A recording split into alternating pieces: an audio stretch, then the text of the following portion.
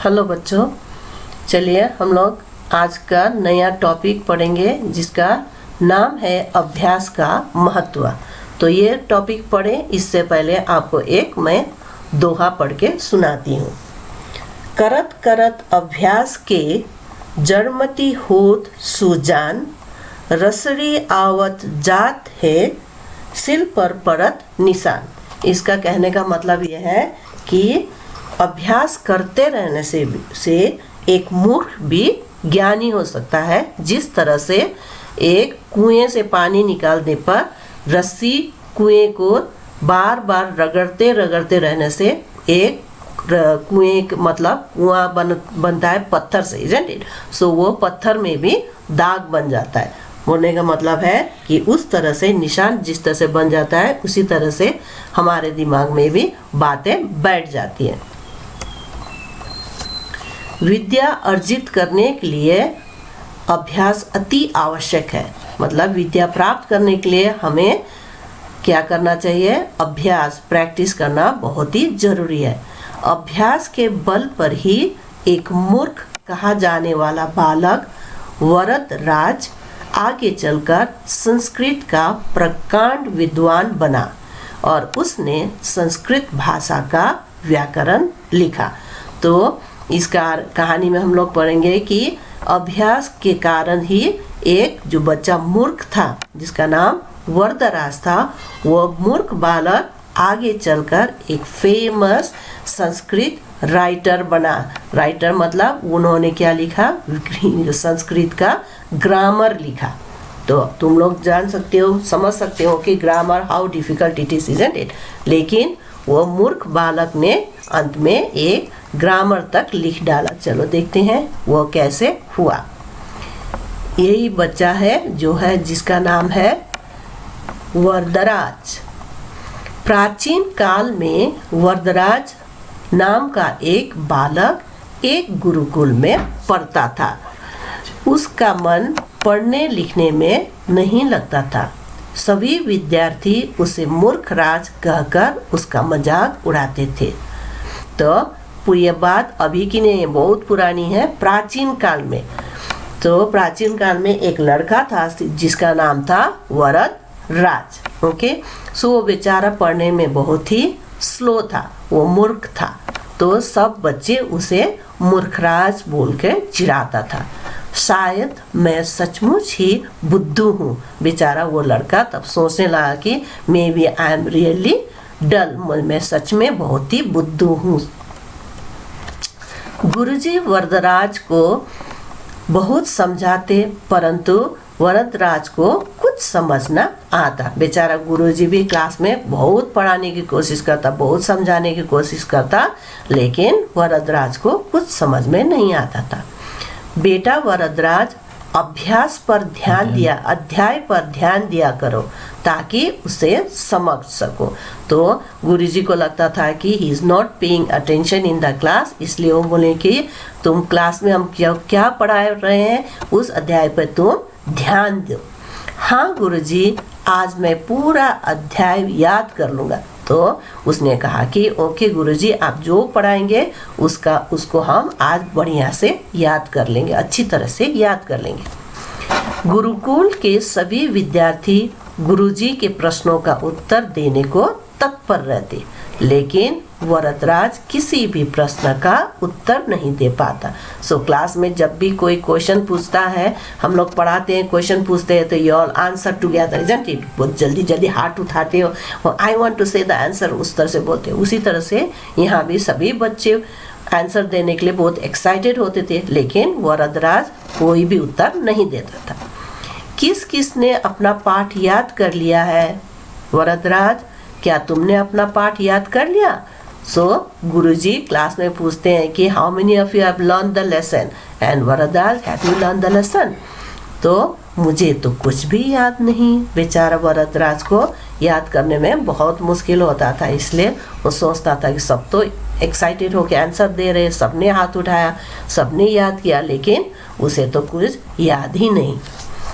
अंततः एक दिन गुरुजी वरदराज से पढ़ाई लिखाई छोड़ देने को कहते हैं। सो एक दिन अंत में गुरुजी एकदम थक गए पढ़ाते पढ़ाते, तो उन्होंने अब उसको पढ़ाई लिखाई छोड़ने के लिए कहने लगा, बेटा वरदराज, पढ़ना लिखना तुम्हारे बस की बात नहीं, तुम अपने गांव लौट जाओ और पिता के काम में हाथ बटाओ। तो गुरुजी ने बोल दिया, बेटा तुमको पढ़ना लिखना तुम्हारा बस की बात नहीं है, that is not your cup of T, तुम इसको नहीं कर सकते हो। इसलिए अच्छी बात है कि तुम पढ़ाई लिखाई छोड़ो और गांव जाओ और गांव में जाके अपने पिता का काम में हाथ बटाना।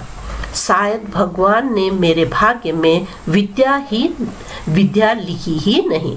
तो वरदराज सोचता है कि शायद भगवान को यही मर्जी है, इसीलिए भगवान नहीं चाहते हैं कि हम पढ़ें, इसलिए मेरा किस्मत में, हाथ में, रेखा में उसमें लिखा ही नहीं है पढ़ाई के बारे में।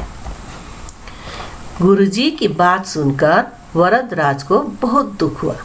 वह गुरुजी के पांव छूकर घर की ओर चल पड़ा। उसने रास्ते में सत्तू खाया और पानी पीने के लिए एक कुएं पर गया। कुएं पर पानी भरने आई महिलाओं द्वारा कुएं की जगह पर जहाँ घड़े रखे जाते थे वहाँ उसे गड्ढे दिखाई दिए। तो उसका गांव दूर था, तो पहले ज़माने में बच्चों क्या होता था कि स्कूल में बच्चे जाते थे तो वो वहीं रह जाते थे, ओके, गुरुकुल कहा जाता है उसको। तो उसी तरह से अब जब उसको छुट्टी दे दिया गया तो वो अब घर लौट के आया था, तो उसको बेचारा रास्ते में खाने के लिए सत्तू दे दिया गया था। तो वो अब जब सत्तू खा लिया तो उसे पानी प्यास लगी, तो पानी पीने के लिए जब वो कुएं के पास गया तो वहाँ जाके उसने देखा कि औरतें क्या कर रही थी, पानी भर रही थी, और जहाँ घड़ा रखा हुआ था, घड़ा मीन्स अर्तन पॉट, ओके, तो उसके नीचे वहाँ पे बड़ा बड़ा सा गड्ढा दिखाई दिया। घड़े रखने के लिए आपने ये कितने अच्छे गड्ढे बनाए हैं, बोल के उसने, वरदराज ने उस गड्ढे को दिखाकर उन औरतों से पूछा, यहाँ ये गड्ढे हमने नहीं बनाए हैं, ये निशान घड़ों के कारण स्वयं ही बन गए। तो औरतों ने बताया कि no no, we have not made this hole, हमने ये गड्ढे नहीं बनाए, ये तो ये घड़ा जो है इसके रखते रखते वहाँ वो रोज रखने के कारण से वो दाग बन गया है और वो निशान पड़ गया है, गड्ढा हो गया। क्या मिट्टी के घड़ों से इतनी शक्ति होती है कि ये पत्थर को घिस दे? तो ही वॉज सो सरप्राइज, क्योंकि ये अर्तन पॉट तो थोड़ा सा ठोकर लगने से भी फूट जाता है, एंड पत्थर इज सो हार्ड। तो इसलिए वो पूछता है ले औरतों से, क्या मिट्टी के घड़े में इतना ताकत होता है कि ये पत्थर में भी घिस करके ये गड्ढा बना देता है? हाँ बेटा, घड़ों के बार बार रगड़ने से पत्थर घिस गया है और ये निशान बन गए। तो वो लेडी बताती है कि हाँ बेटा, ये घड़ों के बार बार यहाँ रगड़ने से, यहाँ रखने से, उसके कारण से यहाँ क्या हो गया है, निशान बन गया है। यह देखो, कुएं की लोहे की फिर घिरनी भी रस्सी से घिस घिस कर चिकनी और चमकदार हो गई।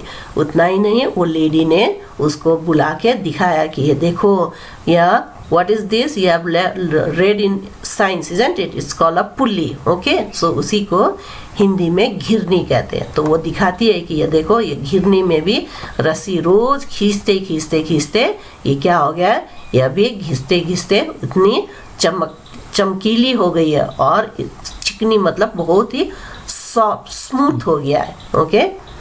जब मिट्टी के घड़े पत्थर को और कोमल रस्सी लोहे की घिरनी को घिस सकते हैं, तो बार बार अभ्यास से क्या मैं शिक्षा प्राप्त नहीं कर सकता? सो वरदराज अब सोचने लगा कि मिट्टी का घड़ा जो अर्तन पॉट है, it is so soft, isn't it, weak. बोलने का मतलब है कि तुम थोड़ा सा ठोकर लग जाएगा अगर अर्तन पॉट को, तो वो टूट जाएगी, लेकिन ऐसा सॉफ्ट चीज़ भी क्या है, मिट्टी पत्थर में निशान बना सकता है। और जो रस्सी होती है, रस्सी is very soft, softer then the wheel, isn't it, जो लोहे का बना हुआ था। तो उसको भी जब घिसते घिसते उसको भी इतना चमकीला और इतना चिकना बना सकता है, तो maybe if I also practice every day, then हो सकता है कि मैं भी शिक्षा प्राप्त कर सकता हूँ। कुएं के पत्थर और घिरनी को देखकर वरदराज ने एक संकल्प किया मतलब उसने एक प्रॉमिस किया और उसके मन की निराशा दूर हो गई। और अब जो उसको बहुत सैड होके घर जा रहा था वो कि अब उससे पढ़ाई नहीं हो सकता है, उसको भी अब क्या होने लगा, आशाएं जागने लगी। उसने खूब परिश्रम से पढ़ाई करने की ठान ली। यह देखकर उसे लगा कि ना, अगर पत्थर में निशान पड़ सकता है, लोहे का चमकीली हो सकती है, तो I can also do it. मैं खूब परिश्रम करूँगा और बार बार अभ्यास करूँगा। यही सोच के वो वहाँ से लौट जाता है। वरदराज गुरुकुल लौट आया। उसने गुरुजी को अपने मन की बात बताई। उसकी बात सुनकर गुरुजी प्रसन्न हो गए, तो वो वहीं से गुरुकुल फिर वापस आया और उसने अपने गुरुजी से अपनी बात कही। तो guruji was very happy to hear that. गुरुजी प्रणाम, अब से मैं खूब परिश्रम करूँगा। कहने का मतलब मैं आज से बहुत मेहनत करूँगा। I will work hard. कृपया मुझे एक अवसर और दे दीजिए, तो please give me one more chance, this time I will prove my self, बोल के उसने कहा। ठीक है पुत्र, लगन से पढ़ना और प्रतिदिन अभ्यास करना। Every day you need to practice. जो समझ में ना आए मुझसे निसंकोच पूछना। तो गुरुजी ने भी कहा ओके, तुम पढ़ाई में अपना ध्यान देना। Every day what ever I teach you, you practice that every day. If you don't understand, without hesitation you can come to me and I will teach you। Varadraj अभ्यास के महत्व को समझ चुका था। अब उसको समझ में आ गया था कि व्हाट इज प्रैक्टिस, अभ्यास क्या करना है, कैसे करना है। उसने खूब परिश्रम किया। उसके बाद उसने क्या किया, he started working very hard. बड़ा होकर यही वरदराज संस्कृत का प्रखंड विद्वान बना। सो वो जो मूर्ख लड़का था वह क्या बना, एक बहुत ही बड़ा पंडित बना। उनकी ख्याति सारे भारत में फैल गई। He became famous all over India. Pandit Varadaraj ने संस्कृत भाषा के व्याकरण पर ग्रंथों की रचना की। तो उसके बाद जो मूर्ख बालक था वो क्या बन गए, एक बहुत ही बड़ा विद्वान, वेरी इंटेलिजेंट पर्सन, और उन्होंने संस्कृत भाषा का ग्रामर लिखा। तो बच्चों देखिए, आप लोग में से भी कई लोग ऐसे हैं कि जो जल्दी से समझ नहीं पाते।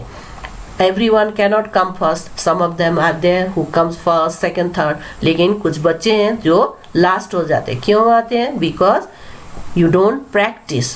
If you practice like Varadraj, you can also do it.